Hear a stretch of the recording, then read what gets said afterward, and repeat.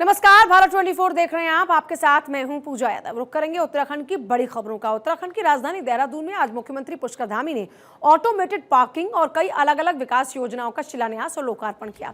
इसके साथ ही देहरादून में 4 इलेक्ट्रिक व्हीकल्स चार्जिंग स्टेशन का भी उन्होंने लोकार्पण किया। इस दौरान में एक कार्यक्रम का आयोजन भी हुआ था, जिसमें मुख्यमंत्री पुष्कर धामी ने भी शिरकत की। कार्यक्रम में संबोधित करते हुए उन्होंने कहा कि इन चार्जिंग स्टेशंस के जरिए हमारी कोशिशों को और बढ़ावा मिलेगा। इसके साथ ही मुख्यमंत्री ने आज 190 करोड़ रुपए से 74 योजनाओं का लोकार्पण और शिलान्यास किया। ये योजनाएं आने वाले वक्त में देहरादून में विकास के नए मानक स्थापित करेंगी। सीएम धामी ने जानकारी दी कि आज देहरादून में भीड़भाड़ वाली जगहों पर 11 करोड़ की लागत से बनने वाली 2 ऑटोमेटेड और एक अंडरग्राउंड पार्किंग का शिलान्यास किया गया है। इन ऑटोमेटेड और एक अंडरग्राउंड पार्किंग से लोगों को जाम से निजात मिलेगी। देहरादून जिलाधिकारी कार्यालय में पत्र प्रबंधन डेस्क की शुरुआत भी हुई है और इस डेस्क से देहरादून डीएम ऑफिस आने वाले जो पत्र हैं उनका ठीक से प्रबंधन होगा। इसी बीच सीएम धामी ने पीएम मोदी की सराहना भी की और कहा कि पीएम मोदी के मार्गदर्शन में हमारी सरकार तमाम क्षेत्रों में अद्भुत कार्य कर रही है, जिसका नतीजा है प्रदेश के 13 जिलों में साइंस सेंटर का खोला जाना। वहीं मुख्यमंत्री पुष्कर धामी ने देहरादून को क्लीन और ग्रीन सिटी बनाने के संकल्प को एक बार फिर से इस मौके पर दोहराया। आज हमने देहरादून शहर में भीड़ भाड़ वाले स्थानों के लिए लगभग 11 करोड़ की लागत से बनने वाली 2 ऑटोमेटेड पार्किंग और एक अंडरग्राउंड पार्किंग का शिलान्यास किया है। इन तीनों पार्किंगों के बनने से न केवल जो आजकल आपको एक स्थान से दूसरे स्थान को जाने के लिए काफी समय लगता है, काफी जाम की समस्या का सामना करना पड़ता है, उस जाम की समस्या में थोड़ी राहत मिलेगी, बल्कि आपका समय भी बचेगा और आपके संसाधन भी कम लगेंगे।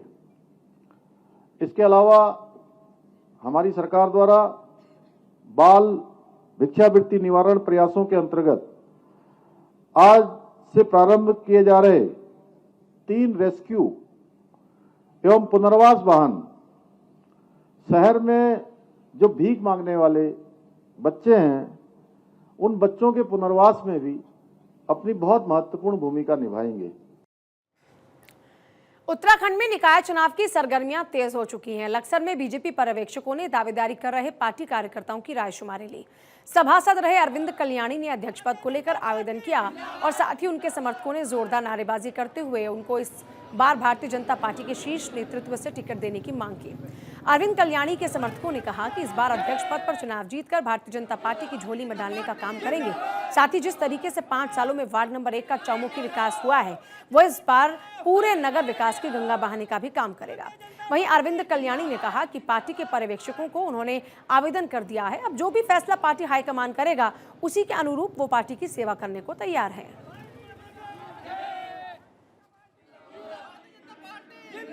जी, मेरी भारतीय जनता पार्टी से हाथ जोड़कर ये अपील है कि हमारे जो अध्यक्ष पद के भावी उम्मीदवार हैं, हम तो चाह रहे हैं कि हमारे सभासद अरविंद कल्याणी जी को ये मौका दिया जाए, क्योंकि मैं एक आम आदमी कह रहा हूँ इस बात को, क्योंकि जो मेरा काम ये कर चुके, हमारे नगर वासियों का काम कर चुके, ऐसा कोई अध्यक्ष पद नहीं कर सकता। ये मैं निस्वार्थ होकर के ये बोल रहा हूँ कि जो हमारे अरविंद सभासद जी है, इनको चेयरमैन बनने का मौका दिया जाए तो ये वो काम कर देंगे, वो काम करेंगे जो ना कोई विधायक कर पाया है, ना ही कोई अब तक कोई बड़े से बड़े नेता कोई कर पाएगा। नगर निकाय चुनाव की सरगर्मियां तेज होते ही बीजेपी ने दावेदारों से रायशुमारी शुरू कर दी। इसी कड़ी में पार्टी के पर्यवेक्षक रुड़की विधायक प्रदीप बत्रा, ऋषिकेश की पूर्व मेयर अनीता ममंगई और प्रदेश प्रवक्ता विनय गोयल ने लक्सर पहुंचकर अध्यक्ष पद और सभासदों के दावेदारों से एक एक करके रायशुमारी की। इस दौरान में बीजेपी कार्यकर्ताओं की भारी भीड़ भी जुटी हुई नजर आई। रायशुमारी के बाद पर्यवेक्षकों ने बताया कि दावेदारों ने अपनी अपनी बात रखी है। हमारे द्वारा रायशुमारी रिपोर्ट हाईकमान को सौंप दी जाएगी। नगर पालिका लक्सर अध्यक्ष पद के लिए और सभासदों के लिए आज रायशुमारी ली गई, जिसमें हमारे पार्टी के वरिष्ठ नेता विनय गोयल जी और हमारी मेयर ऋषिकेश अनीता ममगई जी उपस्थित थी। हम सब लोगों ने सभी कार्यकर्ताओं से, पदाधिकारियों से रायशुमारी करी और सभी ने अपनी अपनी राय दी और पार्टी के प्रति सबने अपना विश्वास जताया और सभी ने जो है खूब जोर शोर से चुनाव के लिए तैयारी शुरू कर दी है और निश्चित रूप से भारतीय जनता पार्टी विजयी होगी। चाहे भारतीय जनता पार्टी का बोर्ड बनेगा, भारतीय जनता पार्टी का अध्यक्ष बनेगा और मैं समझता हूँ कि डबल और ट्रिपल इंजन की सरकार यहाँ पर चलेगी। रुड़की नगर निगम के लिए कांग्रेस से मेयर और पार्षद पदों के लिए आवेदनकर्ताओं का जमावड़ा देखने को मिला। शहर में कांग्रेस के कैंप कार्यालय पर आज भी बड़ी संख्या में पहुंचे लोगों ने अपना आवेदन किया। इसमें वरिष्ठ कांग्रेस नेता और 5 बार के पार्षद रहे रविंद्र खन्ना की पत्नी रेणु गुप्ता खन्ना, महानगर अध्यक्ष राजेंद्र चौधरी की बेटी पूर्णिमा चौधरी और पूर्व मेयर यशपाल राणा की पत्नी श्रेष्ठा राणा ने मेयर पद के लिए कांग्रेस के महानगर अध्यक्ष राजेंद्र चौधरी को आवेदन दिया। इस बीच कांग्रेस के महानगर अध्यक्ष राजेंद्र चौधरी ने बताया कि मेयर पद के लिए 6 लोगों ने आवेदन किया, तो साथ ही पार्षद पद के लिए तकरीबन 30 आवेदन आ चुके हैं और यह सिलसिला अभी भी जारी है। वहीं आवेदन करने पहुंची रेणु गुप्ता खन्ना ने कहा कि वो पहले भी पार्षद रह चुकी हैं, लिहाजा उनके पास तजुर्बा है। साथ ही उन्होंने वादा किया कि वो शहर की सभी समस्याओं को लेकर काम करेंगी और शहर का विकास किया जाएगा। दूसरी ओर अपनी पत्नी के आवेदन पर आए रविंद्र खन्ना ने दावा किया कि वो पार्टी के सच्चे सिपाही हैं। साथ ही ये उम्मीद जाहिर की कि वो कांग्रेस उन्हें चुनाव मैदान में उतारेगी। दूसरी तरफ मेयर पद के चुनाव मैदान में रुड़की महानगर अध्यक्ष राजेंद्र चौधरी की बेटी पूर्णिमा चौधरी भी हैं, जिन्होंने कहा कि वो युवा सोच के साथ चुनावी मैदान में उतरी हैं और शहर के विकास को लेकर उनका विजन थोड़ा अलग है।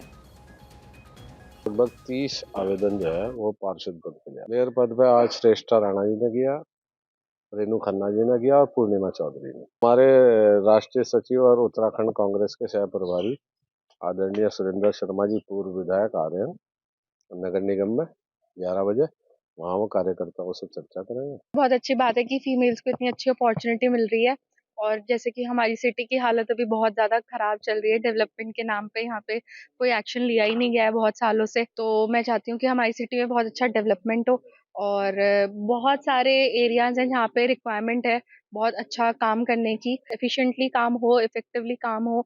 और यही मेरा मेन रीजन था कि मैं इलेक्शन के लिए अपनी आवेदन करूं कि मैं अच्छा काम कर पाऊं लोगों के लिए और उनको ये हो कि हमारी सिटी में जेन्युइनली काम हुआ है। ऐसे ही इस पूरी रुड़की के नगर निगम क्षेत्र के हमें विकास कार्य करने, दोनों मिलकर काम करेंगे और जनता के बीच में रहेंगे। जनता का सदैव आशीर्वाद हमें मिलता है। 30 साल से मैं सभासद और पार्षद के रूप में रुड़की की सेवा करता रहा हूँ। 20 साल से मैं पार्टी के साथ जुड़ा हूँ, कार्यकर्ता के रूप में काम कर रहा हूँ। जो भी गली मोहल्लों के बीमारी का समय जिसको भी जहाँ जैसे भी सुविधा होती है उसके साथ रहता हूँ। आवेदन किया है, पार्टी से पूरी उम्मीद है कि टिकट देंगी, फिर आगे उसके हिसाब से चुनाव लड़ेंगे। अल्मोड़ा में महिला सशक्तिकरण को बढ़ावा देने के लिए जिला प्रशासन लगातार नई पहल की शुरुआत कर रहा है। इसके तहत शहर में 18 महिलाओं के लिए रोजगार का मौका दिया गया। योजना के तहत महिलाओं को ई रिक्शा उपलब्ध कराए गए और आज इन ई रिक्शा वाहन का ट्रायल भी हुआ। ट्रायल कार्यक्रम की शुरुआत जिलाधिकारी आलोक कुमार पांडे ने हरी झंडी दिखाकर की। इस दौरान उन्होंने कहा कि यह कोशिश महिलाओं को आर्थिक रूप से मजबूत करने में काम आएगी।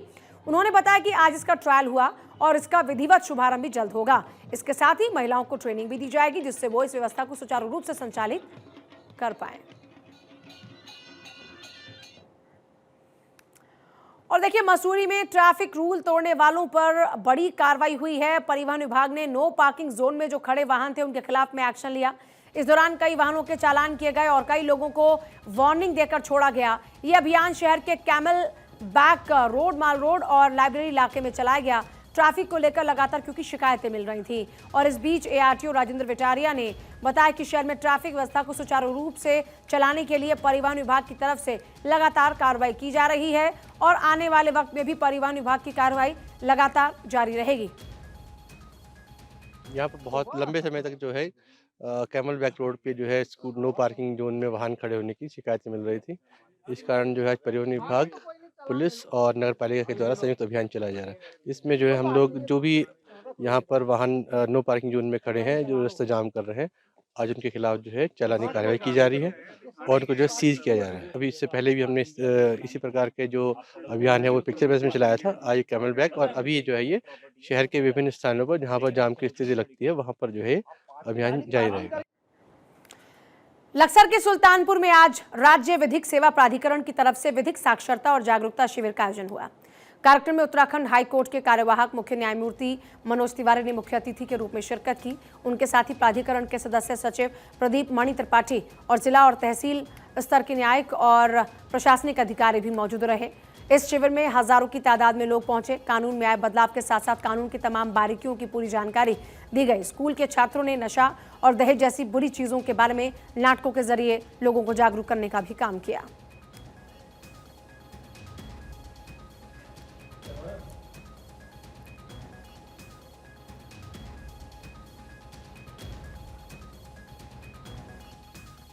बहुत बड़ा वृहद विशाल विधिक साक्षरता जागरूकता शिविर है और न्यायमूर्ति जी का यहाँ पधारने का सीधा सीधा मतलब है जो यहाँ के गांव के गरीब लोग हैं, किसान लोग हैं, मजदूर लोग हैं, जो केंद्र सरकार के जो राज्य सरकार की कल्याणकारी योजना है उनका लाभ दिलवाएं। जैसा कि आपने देखा समाज कल्याण ने ट्राईसाइकिल वितरित की, किसानों के स्टॉल ने कृषि यंत्र वितरित किए, चेक वितरित किए, विधवाओं के चेक वितरित हुए, तो इन योजनाओं का लाभ मिलता है।